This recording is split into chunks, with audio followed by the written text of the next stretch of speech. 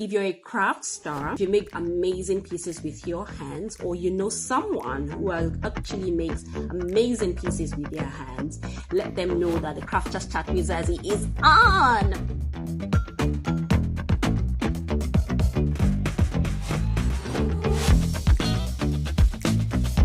You're joining us now. Welcome to the Crafters Chat with Zazie. I am Zazie. Yeah, the team lead at the Crafters Connect. So, yeah, do the intro, Bimo. Let us meet you, please. It's nice meeting you. Yeah, I'm glad to be here. Hello. And good evening. My name is Adedamola Adebukola. I am a visual artist. I am a lot of things. I am a visual artist, a cinematographer, a fashion stylist, founder of the artspace.ng.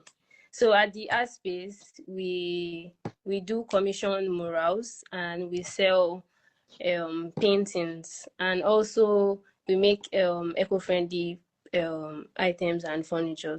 So that's basically what I do. You're an advocate. I've not heard you say it, but going through your page, I know you've been this subtle advocate for reuse, recycle, remodify. I make jewelries with clay, and I also make items like coasters, jewelry holders, and a lot of other aesthetic items. Oh, you see, so I actually assumed that on your page I saw you work with an old tire. What was it that you were working on, a particular post that you were painting on the tire? What was it? I recently posted something. I painted on a traveling box.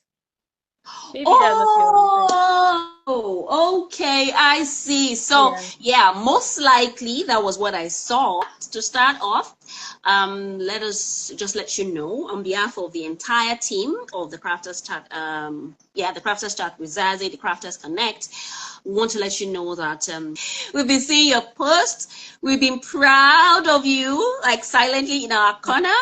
But this is now to make it public that we appreciate what you do. And then you should be reminded that you're, even despite the fact that you don't post half of what you do yet, we appreciate that effort that you're expressing yourself. You're one of the very few that is gradually increasing, that is making use of the talent, the gifts of you that God has given to our world. So for no reason whatsoever, do not be broken. Do not allow any situation whatsoever to break you. Yeah, the challenges will come. It will never stop coming. It's not a curse. The challenges will keep coming. But in God, and of course, in addition to people like us, the Crafters Connect, there are a lot of platforms would continue to root for you, will continue to allow you lean on us, and we can also lean on one another.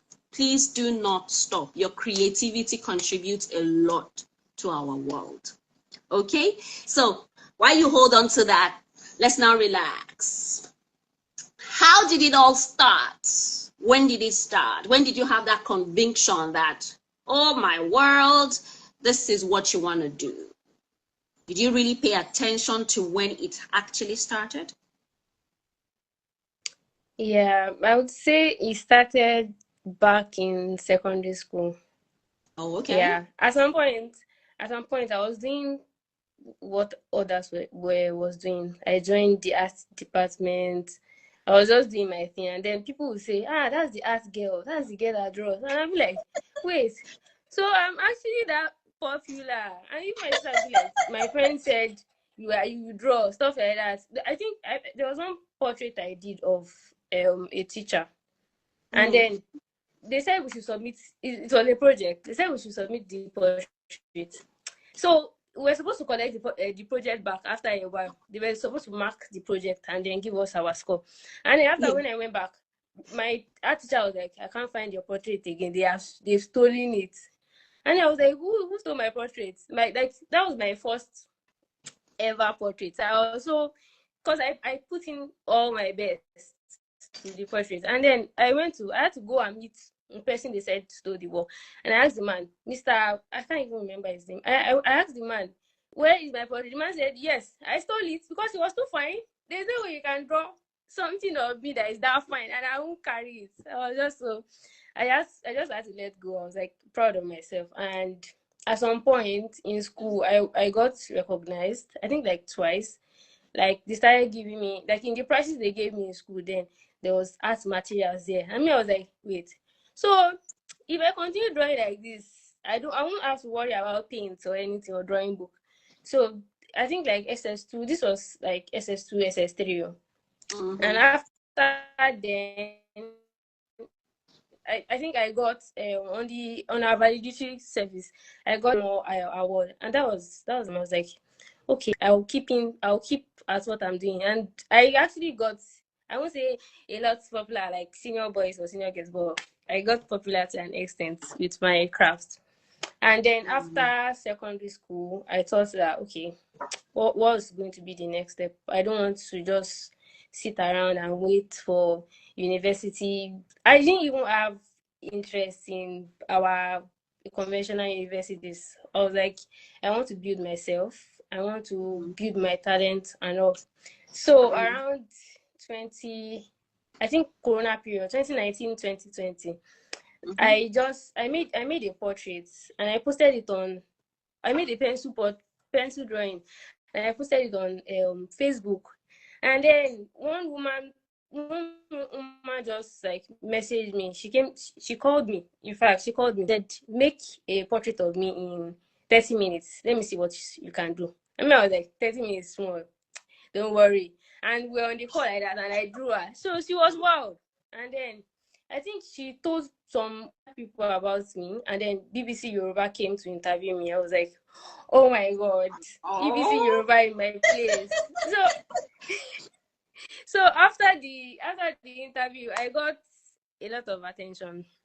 And since then I got commissions. I got to see Oni of Ife. I made him a portrait, and since then I was getting commission, so I was able to communities in the Kuta Foundation, and that was like my, how do I put it? That was like a push for me, and since then I've been practicing art since then.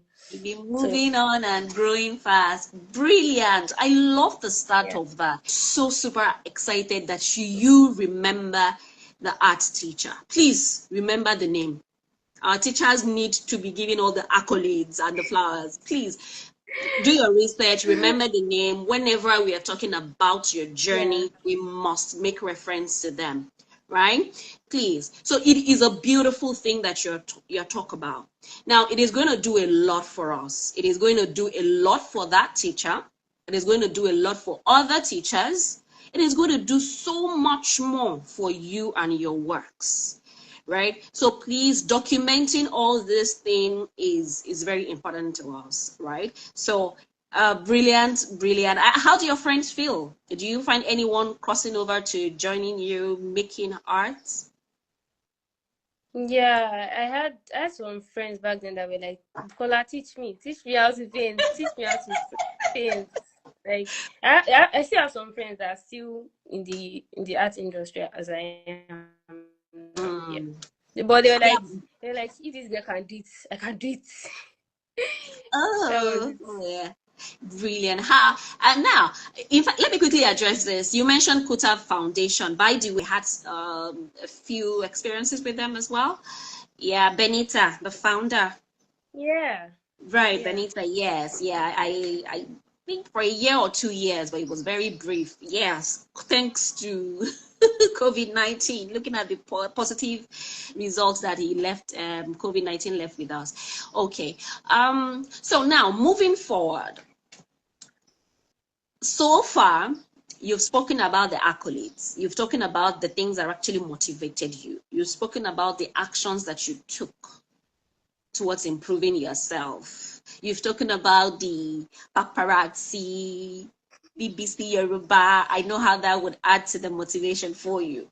Now, let us also dig and find out, what are the challenges? What are the stumbling blocks? At any point, did you feel, oh, I'm not doing this. Oh, I don't think I will do this. Oh, at what point? Please try and remember those, maybe one or two examples, and then go a bit further to now explain to us what you actually did, how that conviction was able to make you win. I think I had a challenge, I think 2021, 2022. Like I was not getting commission. Like the attention was much then. So I got so many commissions. So I felt like it was going to keep going like that. And I could not, yeah, and it's so different from now. Back then it's so different from now that now everything's evolved. There's TikTok, there's all these apps now that we can easily put ourselves out and then build communities. But back then it was not like, I was not even using a good Android phone then, so I could not really document my process. Yeah, so I was not getting so much commissions back then, and I decided to like just not like quit, but I would say I had an artist block. Although I always deny the fact that I had that Yeah. So I would say I almost gave up on it. So I went into teaching. I got a teaching job at Lyceum Foundation as an arts teacher. It was like a part-time thing, but I was teaching them during weekends, and it was lovely. I felt like it was very good that I could add more to people. Like I taught those kids to be a professional artist from a very, they had no age. they had experience of art, and even their parents were like, wow, you're doing a great job. And I think that gave me a reassurance that wait, I have this in me. So after like 3+ years, like teaching took about 3+. I enjoyed teaching though. I enjoyed being an art teacher, but at some point I decided to focus on myself. So I resigned. Although my boss was on my neck, don't resign. Why are you resigning? Like you've been with these kids for this long. They are very good now. Why are you leaving them? But I just had to resign and start doing my homework myself. Because to teach is adding more to others. Sometimes you forget yourself in the process while adding more to others. So I decided to be selfish. That's what I said. I decided to be selfish and work on myself. I put myself for exhibitions. I got into one award exhibition. It was just beautiful. It was beautiful. The fact that I understood that sometimes you have to point to yourself too. I think that was my challenge back then. And yeah. Okay. Yes, I hear you. There is this part of me that was just excited when you said you went to teach. You know, one thing that teaching does to us, it makes us know more. It makes us know better. Yeah. So when you said that, I was like, yeah, there is no way you going into teaching and teaching that passion of yours. There is no way you will get out of it. Especially when you now see, especially when you now see that you're imparting a new set of people that are also replicating, if not even better than what you're teaching them. So there was no way you are stuck. You are stuck for life. Congratulations. And they opened me. I was like, no, let's not get this thing wrong. Yeah, brilliant. Yeah, listening to you, a few more words stuck with me.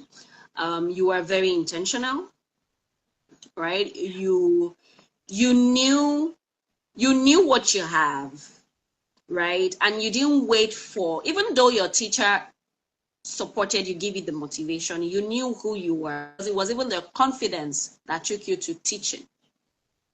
Right? If you didn't have the confidence, you wouldn't have even opted for that option. Maybe you would have just gone just because of the money, and then you'll be like, what do I know that I want to pass on to the others? But that confidence also stood out with you. Another thing that I heard, but that I've not heard you say is maybe go for courses. We'll still get to put that foundation, right? But if you attempted developing yourself, your skill, knowing the right materials to get, where to get them, that kind of a thing, that exposure that you need.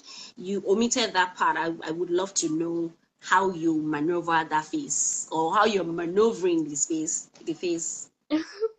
Okay, let me just add this. I am a self-taught artist. Every painting, I started with painting with coffee. That was like my medium. So every other person paints with paints and pencil, but I stick to coffee. Coffee. I'm talking about Nescafe coffee, the coffee we drink. That was a part of me that was exploring, and I recently shifted to acrylic paint. Well, at some point, I was trying different art mediums. And about me trying courses, hey, I applied for Yabatech. Yabatech is a very prominent Yes, school in, like, the arts. This thing is I very, think very yes. strong Mm-hmm. here in Nigeria. I applied about 3 times. I got no admission. It was crazy. Like, at some point I had to give up and step back, that okay, don't worry, this thing that you don't want me to get, I'm going to do it. I'm going to push on with it. That was when I started applying for grants. I started applying for Mm, exhibitions. And around, I think, 2024, November 2024, that was when I got RES fund scholarship. That was like another big achievement for me. wow. And it's not like I gave up on education and everything. I actually went back 2025. I actually applied for noun here in Abeokuta. So I'm currently a student, although I try to not speak about that part. I'm Okay. currently a student. So being a student and also being an artist too. So I'm trying to work on both together. I'm currently studying English language. I know you want to ask that. Why did you change the whole art thing? I I'm will I'm just not get I'm there. not really giving up. Oh, I will still apply. I don't know. Probably later in future, after my BSc, I'll still go back and apply for fine arts. What they didn't give me, I still go back and collect the, it. So the so Almighty is just preparing a higher ground for you. Don't worry. Hey, who will say no to you? Don't worry. exactly. It is a better opportunity that God is preparing for you. And I'm really, when you said English, well, if I want to be selfish a bit, I'll just say, okay, I want to study English. But the truth again is, I believe it's going to also help with your communication, right? So you That express is yourself exactly why. exactly. So yeah, don't worry. You're in line. True. Even if na Yoruba language you go study, it is still going to help you with your communication, man. Yeah. Yeah. Yes, so well done. Okay, something just crossed my mind right now. That is very possible. What if Yabatek employs you as a lecturer instead of as a student? That's the energy. That's the energy I'm going for. That's the Clock it. energy I'm They going might just say, for. this guy is so good to be a student. Oh, please, can you be a lecturer here? Yeah, That's the now. energy. Don't carry yourself. Don't limit yourself. Right. So well done. Well done. Thank you. Okay. So um we will not go, like you say, we respect the fact that you don't want to talk about studying at the moment and all of that. Okay, so let's shift from that phase. Let's go a bit further. So how did you find out about Kuta, and what objectives came to mind? um, I asked this, let me tell you the reason why I'm asking, so you will not go beyond what I look forward to hearing from you. I know that a lot of times, a lot of people work in solo. We love solo. Let me just do my thing. Then a few people have this mindset that, okay, it's better I just do it indoors in my own little corner so that other people will not copy me. That fright and all of that, right? I Yes. am asking you that question from that context. Like, okay, so what was that moment when you just thought that, oh, I need to join a community? A lot of creatives needs to understand. I know many more now leveraging that, communities and all of that. But I still know a few people that still do not believe or are not convinced or are timid. They feel they are not good enough. They feel they are too good. And they just keep themselves and then limit themselves doing that. So I would want to hear from you. Let us know, what was that feeling that you had? What was that motivation that took you to Kuta? And so far, how is the impact? So one thing that I would like to say is that belonging to a community would, as an artist, belonging to a community would take you very far. Like there are so many opportunities and impact you would miss as being a solo artist. Being a solo artist and being a solo artist sometimes means limiting yourself, actually.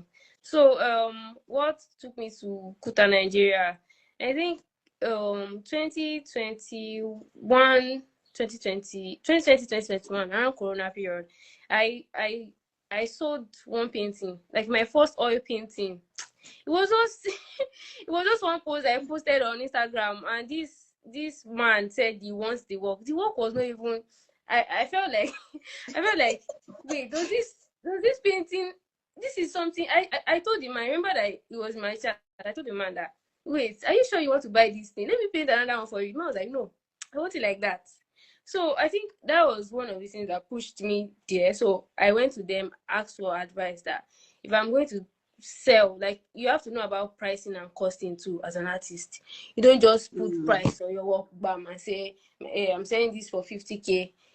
So I had to ask them for advice, and they came through for me. And it was for like a corporate organization, so there was like procedures to it.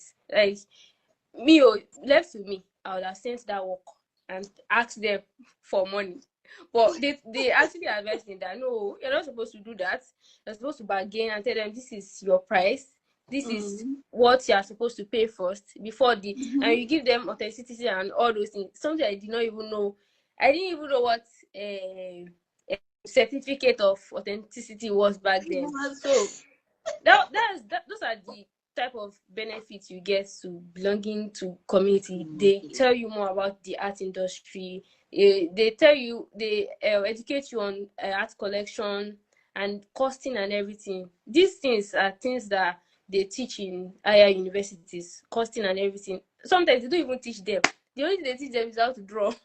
But these things you learn from other people's experiences. There was an issue with a friend one time. I think he sold his work and they didn't give him his money, stuff like that. So I had to learn from other people's experiences that if I go and give somebody my work without collecting money, they might be back and forth, back and forth. So that was the beauty of belonging to an art community. And at Kuta, they take workshops where they bring impactful people that we see online. They bring it close. Like, imagine, as an artist, imagine sitting down with Adébùkọ. Adébùkọ is a big sculptor. He's a big sculptor in Nigeria. Imagine sitting down with Adébùkọ and listening to his stories and how he became who he was. So that was it for me. I wanted to, at some point, while growing up as an artist, at some point I wanted to, like, belong to other communities, see how everything was going. Although back then I preferred being a solo artist too, but my brothers, my siblings were like, no, you have to go outside. You will not stay indoor. You don't know how many things that is there. So that was it for me. And being with other artists, you learn about different mediums. Yes. The things they teach in art school, your art friends will teach you. You just watch them. You learn how to make canvases. You know where to buy canvases in Abeokuta. They take you around. You explore. That's just the beauty of belonging to a community. And if there's anyone out there that is thinking that I'm too expensive to be around other people, oh God, I rest my case. One more thing that I want you to share with us. So how, I know being a creative is like there's endless possibilities. You're jumping. I don't know if this happens to you as well. You're jumping on one idea, one project, and then midway, another one is coming. And you're like, hold on, let me finish this one, please. Like, dear God, let me finish this before you bring that. Does that happen to you? If it had ever happened to you, how did you manage it? How have you been able to juggle a lot of ideas? I know that is like the opposite of when you're trying to complete a project. There's a stumbling block. Yes, every creative experience. I heard you mention it much earlier on. But in a case where another idea comes, how do you manage? What do you do? Is that the moment for you to write things down? Is that the moment for you to sketch quickly? What do you do as an artist? Okay, basically, you can't be an artist and not document your ideas, because you can literally be sleeping and then wake up and then an idea comes to your head. That is what art being an artist is purely like. That is what it is purely. I get ideas every time, and one thing I do is document them. I have like a jotter. It's not around here, but I would have shown you. I have like a jotter where I the idea, then do the breakdown of the write-up, the way I want it to look, the color, everything. So that after I finish what I'm currently working on, I go back to that idea and it's still like very fresh in my head. That's literally what I do all the time. And I'm someone that is very like I'm hyperactive. I want to do things sharp, sharp, sharp, sharp. So sometimes I tell myself, calm down. Let's just calm down. Let's just calm down. Writing it down is the same thing as executing it. Just wait. The moment you have it in your, even if it's not going to turn out right, at a point you realize that this is that I'm stressing out. Actually, I'm not supposed to do it yet. Like you come to realization at some point. So that's basically it for me. Yes, I hear you, and I hear you perfectly saying that documenting, writing, not relying on memory 100%. It's just very, very relevant. And I deliberately want to emphasize this particular moment. I'm emphasizing it because I've had a chat with a couple of creatives, and we had an argument about it. Don't worry, I have it in my head. Don't worry, I have it. Yes, you could be that good. There are some people that they have this, I don't know what to describe it as, but they have this stylish retentive memory. But it still would not match up with someone who has actually written it down as it day hot. Like, that's just like, as it day hot, you're putting it down, right? And as you put it down, by the time go around the world, when you come back and you're looking at it, it's like you're refreshing the memory. It comes back the way, if not 100%, like 99.9%. Yeah, so this is for you. I know you've heard it from Adébùkọla as well. I'm talking to you, yes, you, who has had that argument that it's better to just put it there in the head and then try to bring it out from head to your canvas. Well, you heard a professional. I'm not an artist, yeah, but you've heard from an artist who is saying that to you now. Okay, so let's wrap it up. Once more, appreciating you for hanging out with us. What do you think is lacking as an artist? You look around, like, I wish we had this. I wish we had that. What are the things that you think a lot of creatives do not have opportunities to? Perhaps maybe you've gone across the shores of Nigeria, or let me start from across from Abeokuta, across from Nigeria, outside of Africa. What have you ever come across anything that you can compare and say, I wish we had this in Africa. I wish we had this in Nigeria. I wish we had this in Abeokuta. I say this, and there is a reason for asking. A lot of people that I speak with, I take time to speak with a lot of creatives. And from some I hear, I can't do that now, it's not available. How do I even get that? It is only people that are connected that can have it. I can't even stress myself. I don't even know if I will. That doubting, the comments that expresses that they are doubting themselves. Probably they feel that, you have access to, Adebukola has access to it because she get leg. I hear that a lot. It's because she's connected. It's because, you know, there are some people that have that mindset. What do you think is lacking? That probably it is not going round, and that is why this mindset comes to be. Or is there any other thing that you're saying? Maybe it is not what I am saying.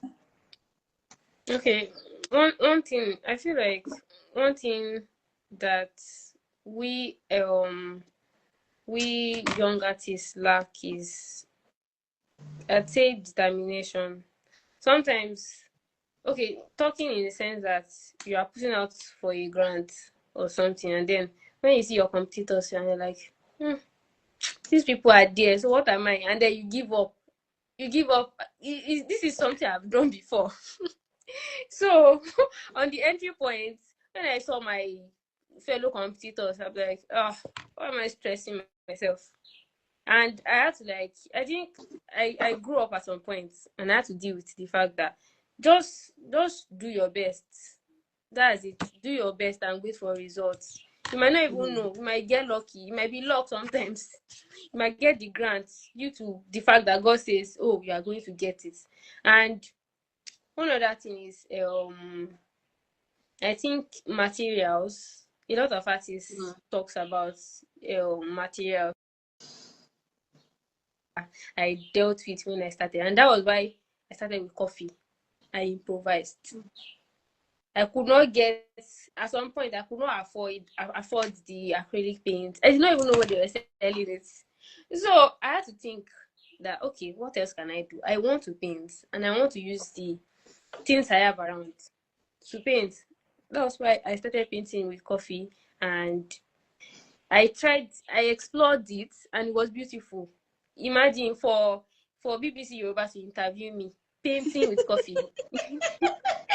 Painting with coffee, you know, like, I know some others like Barry Yusufu. If you see Barry Yusufu's work, is like hyperrealism.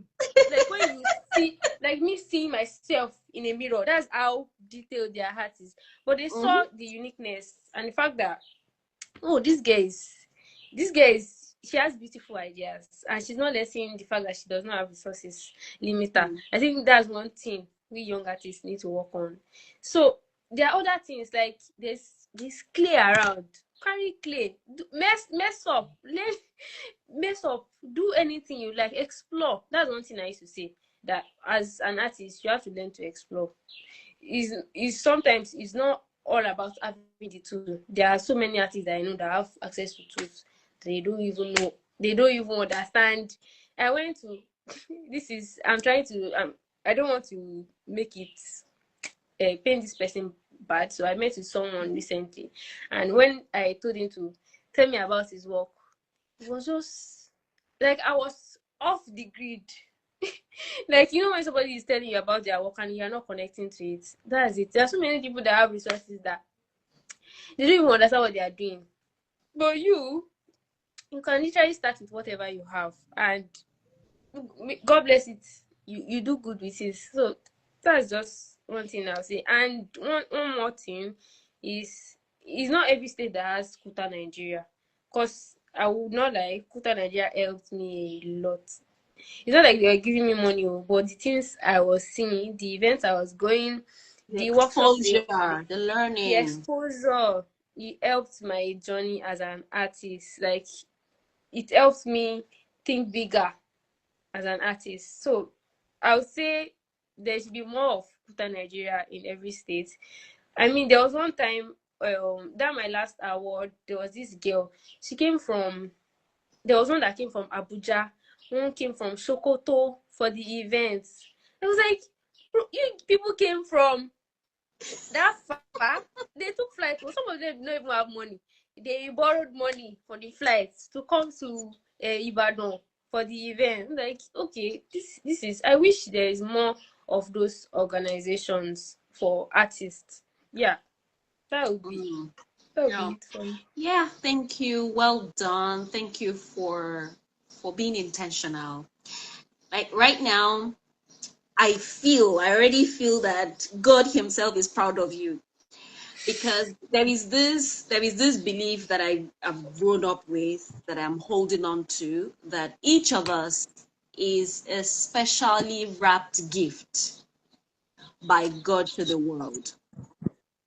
Now, I create an analogy that, okay, when we celebrate, guests give us gift, well wrapped.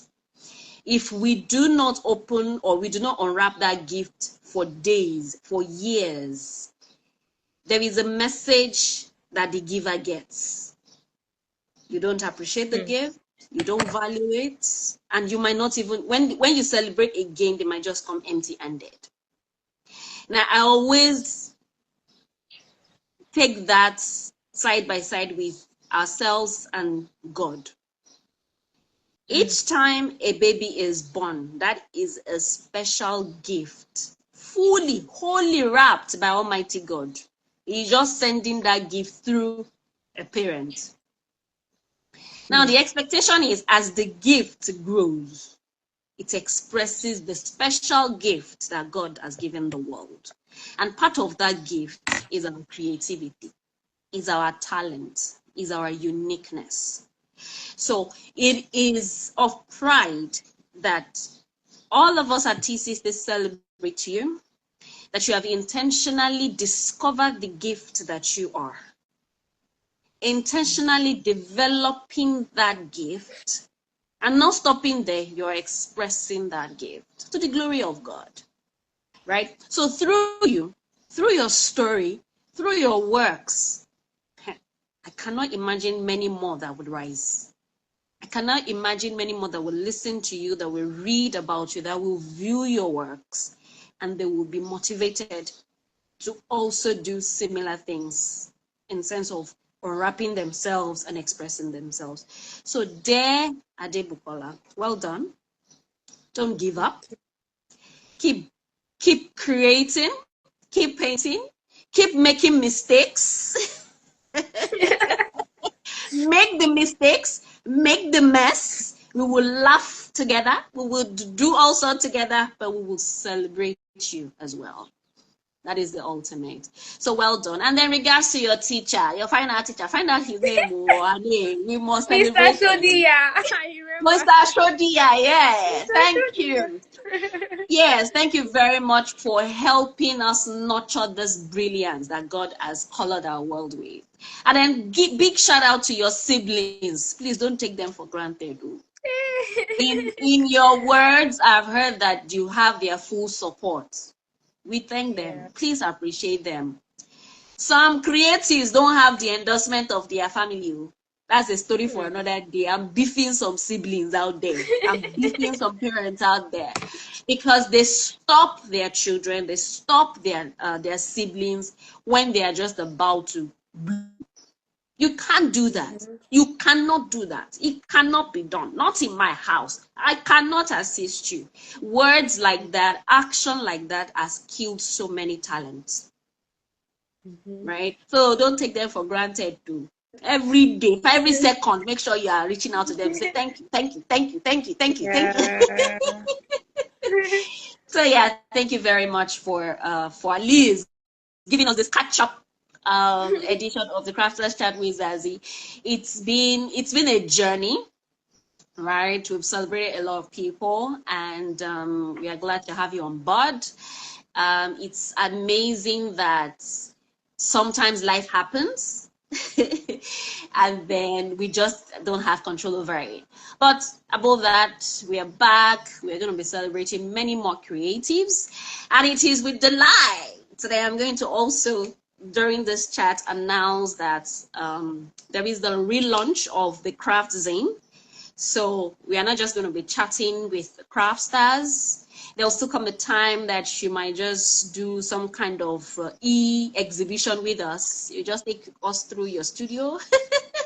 Let us see your collection, or if there's a work in progress, yes, we can view with you what you're working on, and then later you show us the finished work, right? So we'll do more when we also have, aside the Crafters Chat with Zazie, we also do more of the Craft Zine. So that's the e-magazine on the website.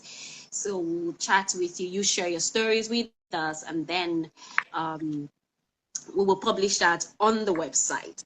Now, the major announcement that I am going to use this medium as you hang out with us, to announce is that finally we have launched the Crafters Directory. So I hear request a lot from people that I've interacted with, asking, do you know who does this? Do you know who makes that? Do you know somebody in Onitsha that does that? Do you know, I get a lot of calls like that. So we have just decided that, okay, instead of having to receive those calls all the time, getting people to connect with one another, the directory is going to serve that purpose for everyone. Yeah, so get found on the Crafters Directory and list on the Crafters directly, and would also love to feature you on the e-magazine. So whichever platform that you want to jump on, will be delighted to celebrate you. That is the very key thing that the Crafters Connect is trying to achieve. Connect, speak with as many creatives as possible, connect them, encourage collaboration, community building. For as long as the arts and crafts does not die, we'll continue to promote it. So yes, once again, thank you very much, Adebukola. Thank you for inspiring our world, and then we wish you all the very best. Any last words, any last night? Hype yourself. What do you do? What is the project that you're working on? Let us hear from you. You close the chat with the hype. What you want us to know about you and what you do. So, are you talking to me or others? You, Adebukola, I mentioned your name. Okay. The project I'm currently working on, a clay series, like clay jewelry series. So I'm making earrings out of clay. Let me guess one of it. Hey, this is one of the products I made with clay. It's to hold jewelries. So this is made out of clay. Let me get one of the earrings. No wonder she was saying that, and a lot more. I was wondering, dash, fill in the gap, but I know a lot more could mean a lot more. Like, so this is one. They're still work in progress, and I've not really released the collection yet. So this is one earring I made with clay. This is Ojurogodon. So this is one earring I made with clay. So this is one thing I'm trying to explore and work with other mediums too, apart from acrylic paints and our traditional paints. So that's one thing I'm working on. I'm planning on getting myself into exhibitions for the year. I mean, school too is there. It's hectic work. I'm going to do it. I know. I'm going to do it. Yeah. And yeah, that's it for now. Okay. When you said clay, is it clay or polymer clay? See me asking as if I know much about that. But I know there are people that work with polymer clay. What is my clay? Is it a regular clay that we call like ammo? It's the normal clay. It's the normal clay. So I get the normal pure clay from the normal soil clay, and then I process it. I sieve it, make sure it has elasticity in them. So I mold them into stuff like this. They are all handmade.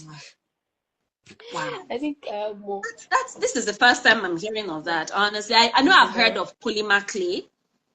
Yes. I heard of, but this is different. Maybe something that might also interest you is using resin.